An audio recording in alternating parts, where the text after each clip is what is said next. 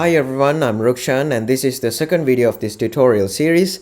In this series, we are going to create a server-side timer using WebSockets with Socket.io, NestJS and Flutter.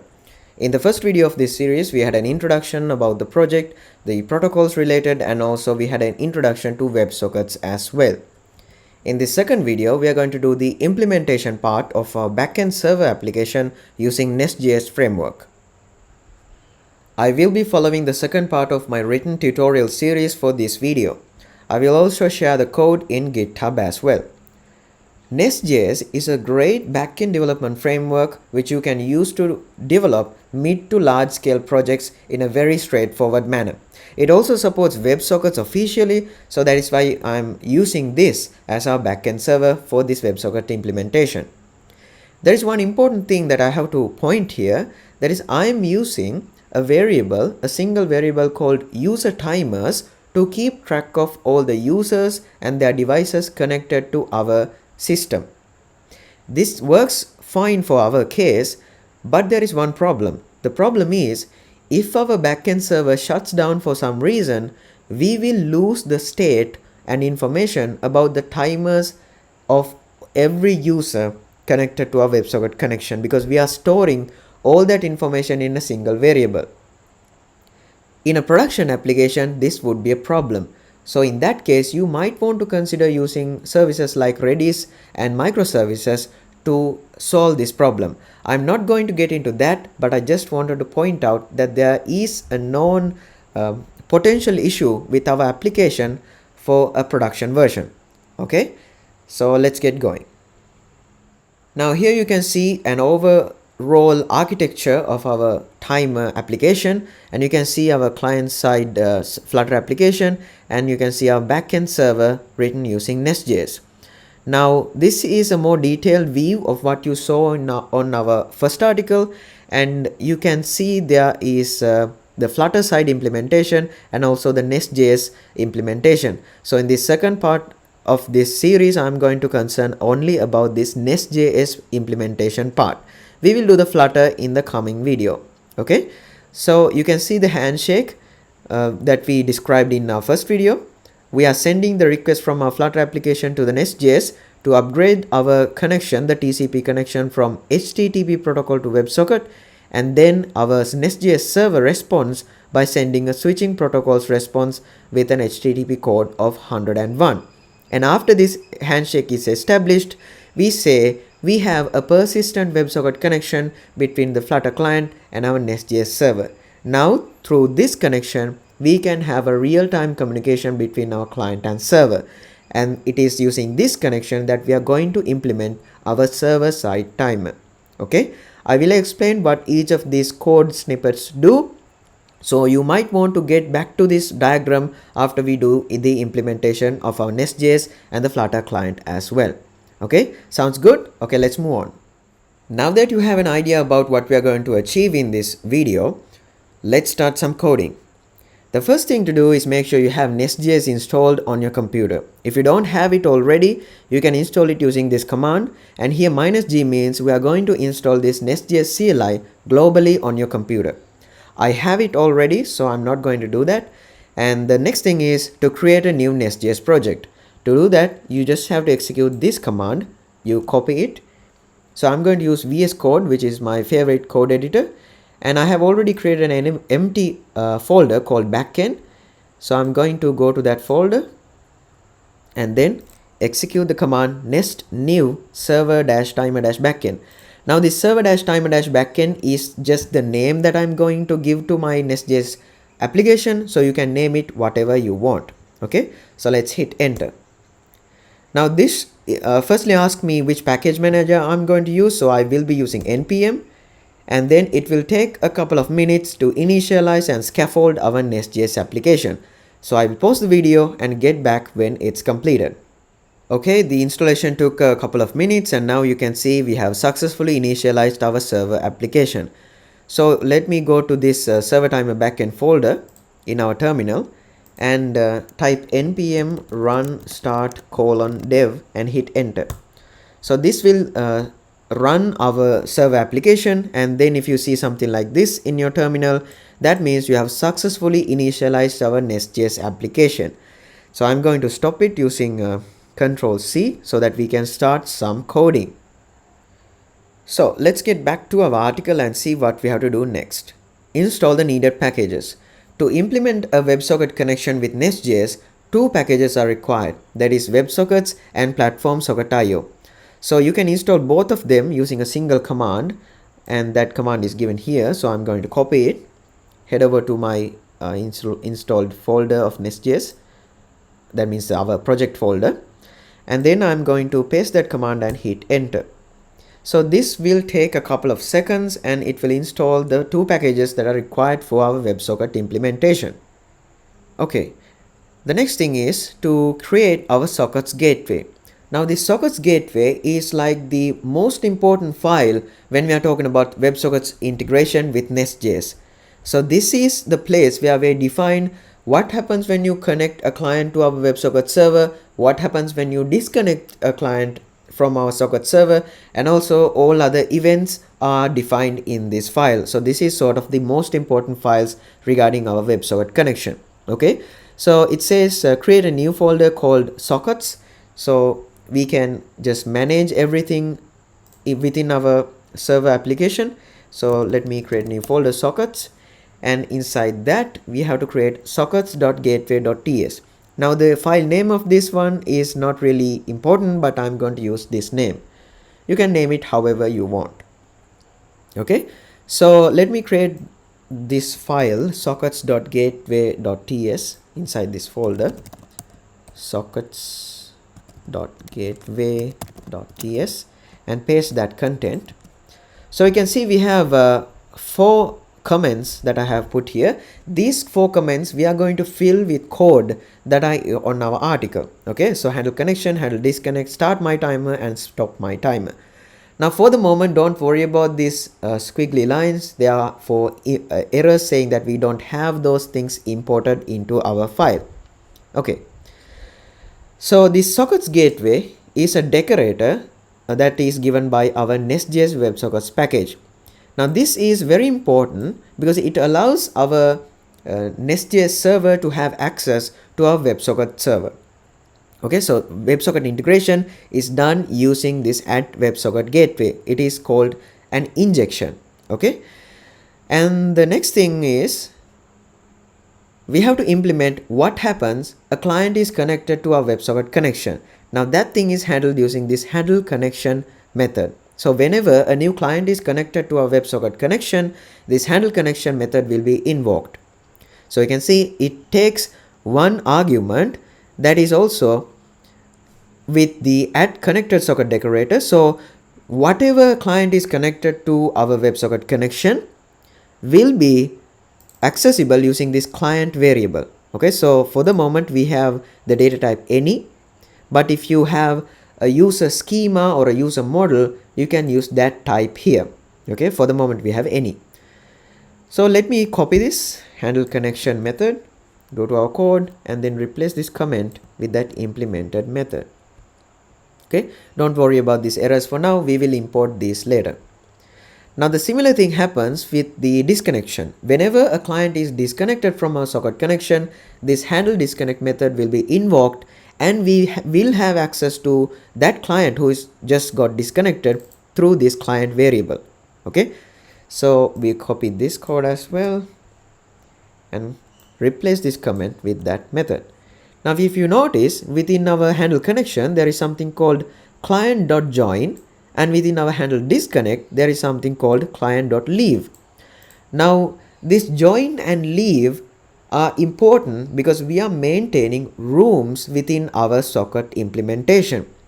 Now you can think of a room like a conceptual thing that we assign each user to, or rather each device of a user to. For example, when a user A connects with his mobile phone to our WebSocket connection, we give him a room called user A device 1. Okay, now if user B connects with his mobile phone, we create and assign him to a new room called user B device 1. Okay, so this way we can group or separate our users according to our logic. Okay, so if you want to send messages to a group of users, you can assign all those users to a particular room, and then through that room you can send the socket message. So that is how rooms are working in sockets implementations. Okay, so whenever a client is connecting to a WebSocket connection, we give him a room or we join him to a room, and whenever he gets disconnected from our WebSocket connection, we remove him from the room. That is why leave. Okay, so this method get user device room, which you can find in both the handle connection and handle disconnect methods, this get user device room is a custom method that we are going to write in the coming code sections. Okay, so you will find it in our next few minutes. The next thing we have to do is implement the event listeners. Now this is the most important thing regarding our server-side timer. Now whenever we want to start our server-side timer, we will be sending a message from our Flutter client to our NestJS server. Hey NestJS server, please start a server-side timer for this user device.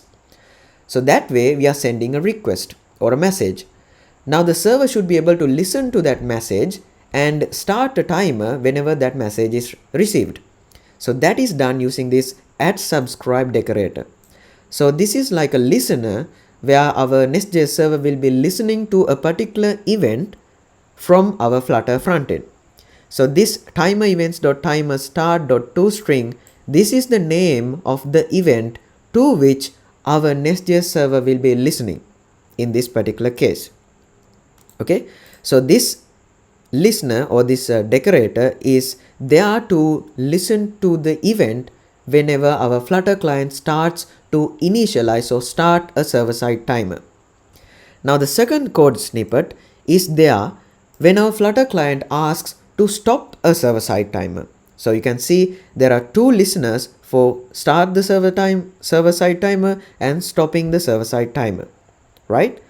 Okay, so we'll copy this and paste it in our gateway file. So this is for starting the timer,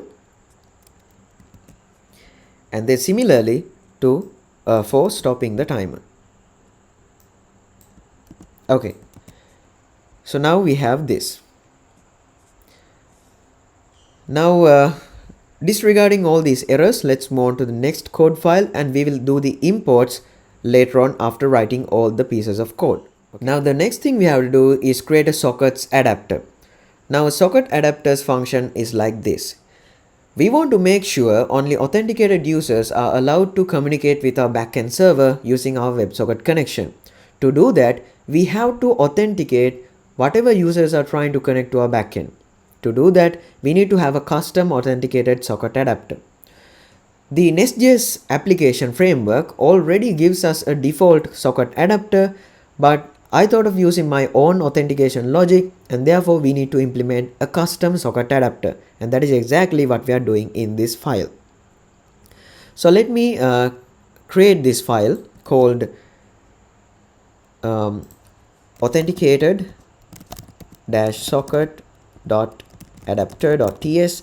Now you can name this file however you want, but I choose to name it like this. Okay, so you can see this class authenticated socket adapter extends from the IO adapter, which is imported from this platform socket.io package. Now this is important because we want to make sure that we are using socket.io library behind the scenes. Okay, so we are having to extend it from this IO adapter. Now this authenticated socket adapter class will have two main parts, that is the constructor and the create IO server method.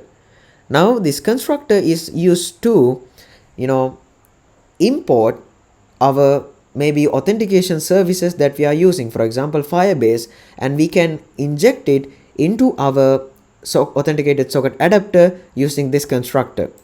Okay, so the way to do it is like this. So I'm going to copy and paste it, and then I will explain.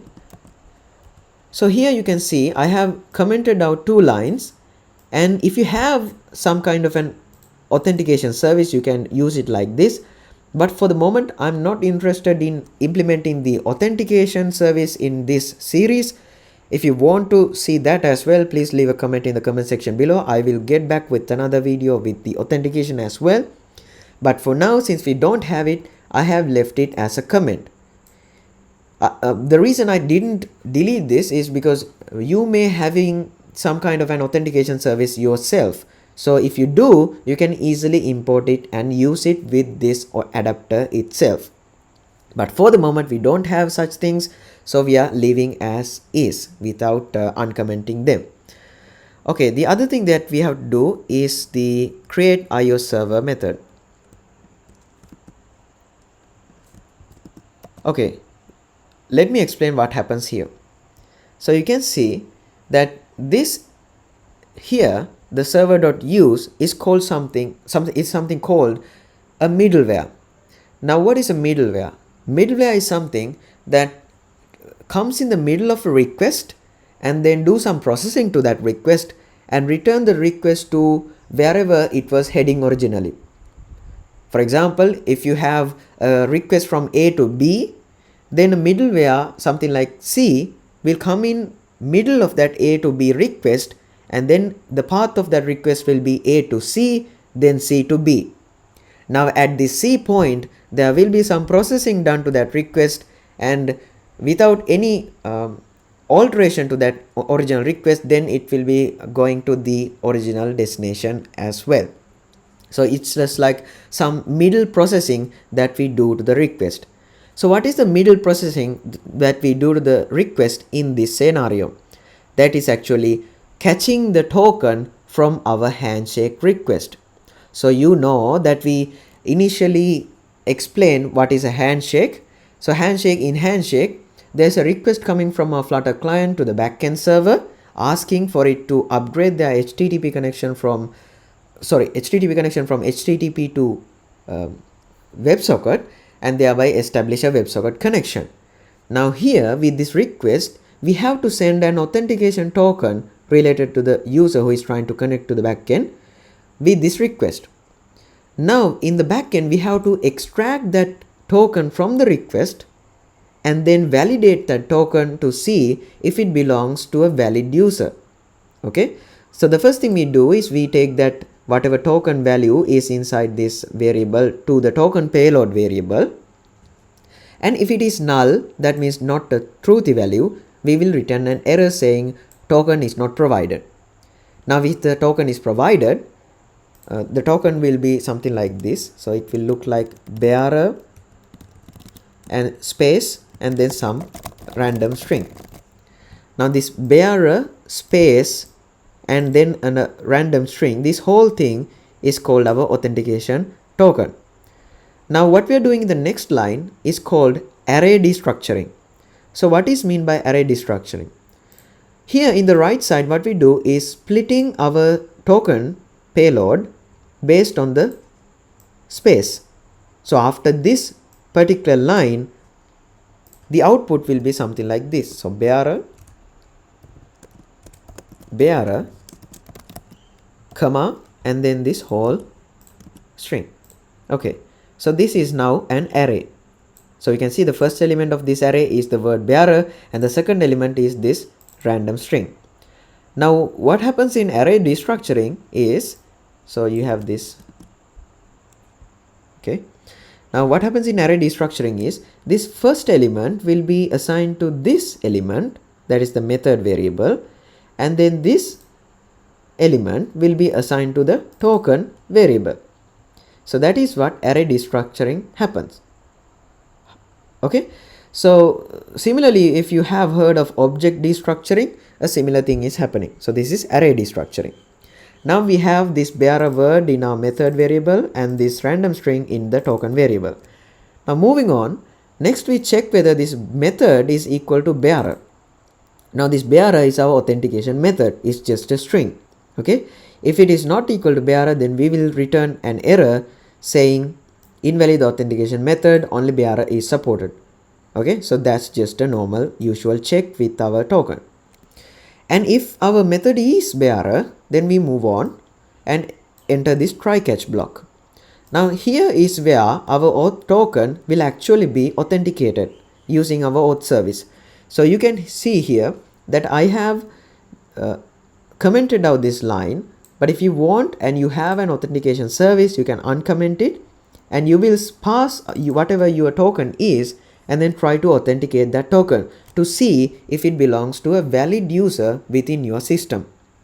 And if it does belong to a valid user, then that user will be returned and assigned to this user object, user variable. And then you can also assign it to socket.user variable. Thereby you have access to all the details of the user connected to our socket connection. By all the details, I mean name, email, whatever information you have stored in your backend will be available through this. Okay, so when you go to our socket gateway, you will have all those details in this variable as well, this client variable. For example, you can get client.user.id, client.user.email. Like that way you will have all the information related to that connected user. Okay, so that is why we are having these lines. Now since we don't have this authentication service at the moment, we are not uncommenting them, and we are just simply having a null object or an empty object assigned to our user variable. So if you now console log this client.user, it will be undefined. Okay, so just a small tip there. Now if the authentication service fails to validate this token, then it will return authentication error. So the cases where this authentication will fail is if this auth token is not valid, if it is expired. So in such cases it will throw this error, authentication error. Okay, now through this method, then we have authenticated our users who are trying to connect to our WebSocket connection, and if the connection is successful, or if the authentication is successful, then the handshake will be established and we will have a proper WebSocket connection to that user device with our backend. If not, we will have this authentication error as well. So that is the functioning of this authenticated socket adapter. Hope you got it. If you didn't or have any questions, please leave them in the comment section below. I'm trying my best to explain it as simple as possible. The next thing we have to do is enable WebSockets in the main.ts file. Now this will give us the ability to enable WebSocket communication with our NestJS server. Okay, so please copy this line and then you have to paste it in the main.ts file, and you can paste it here under this line, and then okay, now it works. Okay, we will import all these things later on.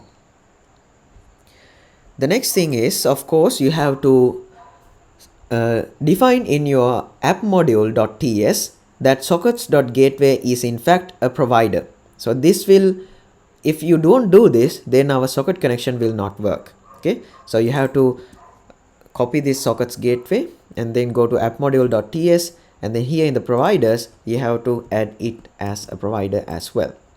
Okay, so the next thing we have to do is create a rooms.ts helper file. This rooms.ts helper file is there to keep track of the connected users, their devices, and their timers. Okay, so the first thing we have to do is create a new file called rooms.ts. Okay, now this is a global variable, and this global variable is what I said the problem would be in a production application. So the data stored in this global variable are going to be the timers relevant to each device of each user. So this is how it would look like. We have the key of this object variable keys as user and then the device name, user and the device name. Like that way we have for each device of each user, and the values of this object variable would be the timers for that each device of each user. So this is what we are storing in this user timers object. Okay, so if you console log it, you will find a similar output to this.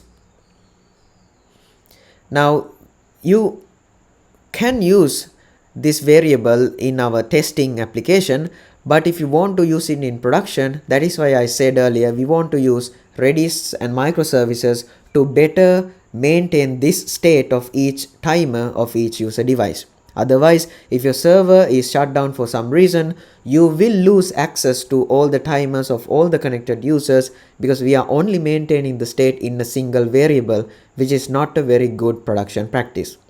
We have to create several methods in this rooms.ts file, the first one being get user device room method. Okay, so what this method does is return a string based on the user ID and the device ID. So that's all this method does. It just gets the user ID and device ID as arguments, and then it will return a string. So this device ID is taken from a front end or the Flutter application, and it will be sent to the backend, and then related to that user device we can get a string based on their user ID and the device ID. The next thing is send to user device. Now this send to user device method, let me paste it. So this method is what actually sends the message via our WebSocket connection. So you can see this server.to, and then we have some method call, and then we have this .emit, and then we have a couple of arguments. So let me explain this. So what actually happens here is something like this. So it will be server.to, and then we have the room name. Okay, so this would be room name, and then .toEmit, and then you have the event name, something like a tick, and then you have the payload, something like a timer, and then 30 seconds. So this is how this method call would look like. So this get user device room will return a string based on the user ID and the device ID, and that will be assigned as the room name to which the message should be sent. Okay, then here in the emit, the first argument is the event name. For example, the tick can be given as the event name, whatever string, and then the payload is, for example, an object with the key and value timer and 30. So this would be the actual amount of seconds remaining in our timer. Okay, so let's move on. The next method we have to implement in this file is the start timer for user device. Now this start timer for user device method is what is the actual timer. Okay, so this is where we are keeping our timer logic, and this is why the user from the front end cannot manipulate this timer, because we are maintaining in our trusted server. So here you can see I have used the setInterval method provided by JavaScript, and then in the setInterval method what happens is, to this millisecond duration, each time this method body will be executed. That means every 1000 milliseconds this method body will be executed. That means every second. Okay, so what we are doing that every second is we are sending the message to our front end through our WebSocket connection.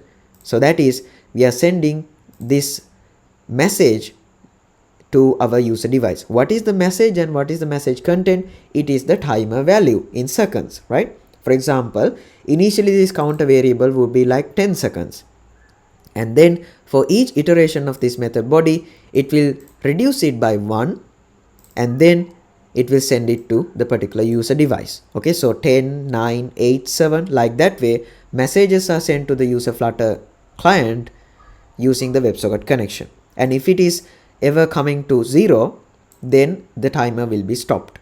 Okay, and there is an important thing that you can see. After we have initialized this setInterval function, we are assigning it to a variable called timer, and then we have this timer and we assign it to our user timers object. So you can see we are assigning it to the key value of user ID plus device ID, and that way we are keeping track of each timer of each user device. For example, we can say this timer is belonging to user ID 1 with device ID 1. Like that way we can keep track of all the timers of all the users. But the problem again is that we are keeping it in a single variable. Now the final method that we have to have in this rooms.ts is the stop timer for user device method. Now this method, as you might have guessed, is used to stop whatever timer is running currently for that user device. Okay, so the way to do it is using the clear interval method provided by JavaScript, and then we are passing what timer should be stopped. So we are getting the relevant timer from our user timers variable or the object, And to get that, we are using the user ID, device ID. So we are basically telling, so I need the timer of this user with this user device ID. Okay, so then that timer will be returned here, and then we are clearing the interval of that timer. And to delete that timer object from the user timers object variable, then we are using this delete keyword. So that way we are also removing that timer from the user timers object as well. So those two things are happening in this stop timer for user device method. Okay, so the other thing that we have to do is create events.helper file. Now this is the final file that we have to create for the WebSocket integration. So events.ts, let me paste it. So you can see this is an enumeration, that means enum. So we are using this basically to avoid errors that might occur due to typing mistakes, or it's better to have variables for each of these strings rather than having to type these strings every time we want to use them, right? So that is why we are maintaining an enum called timer events. Thereby we can say timer events.tick, timer events.timerstop. Like that way we can use it wherever we want these string variable values. Okay, so now that we have all the scripts typed, now we can do the imports. Okay, so first let's go to our authenticated socket adapter, or rather we can go to our socket gateway. Let's go to socket gateway and import this first thing that is imported from NestJS WebSockets. This is the decorator. It will inject the WebSockets into our NestJS application. Then this WebSocket server also imported from NestJS, and then we have these two interfaces. Those are coming from the WebSockets as well. And then we have this server. This server we have to import manually from socket.io. Okay, so like this way, GitHub Copilot is helping me there, and yeah, so we have imported this. And then we have to import this decorator as well from WebSockets, and then this get user device room from our rooms.ts, and then the subscribe message decorator from NestJS WebSockets, and this timer events, the enum from our events.ts file, and this message body decorator. Actually, what this message body decorator, I forgot to mention it. What this does is this will grab whatever body is available in the message sent via the WebSocket. So here in our start my timer method, what we want is the duration to which the timer should be started. For example, do we want a 10-second timer or a 5-second timer? Like that way, we are sending in this body the duration to which the timer should be started. So that is why we are using this message body decorator. Okay, so we import this stop timer method from the rooms.ts and start timer from the rooms.ts. Okay, so now we have our all imports done for the sockets.gateway file. And then let's go to our authenticated sockets adapter, and then we have to import this IO adapter from platform socket.io, and then iNest application context from NestJS common, and then the server, again we have to import it manually. For some reason it doesn't automatically import it, but GitHub Copilot is helping me here.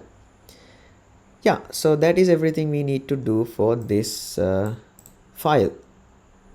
Let me delete these unneeded comments as well. Okay, and finally I think we have to do the rooms.ts. Here also we have to import our server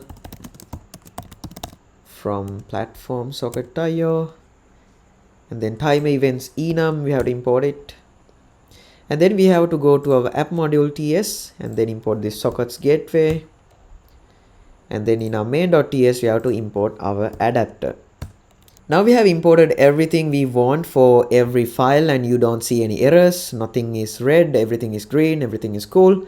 So now we can run our server to check whether everything is good.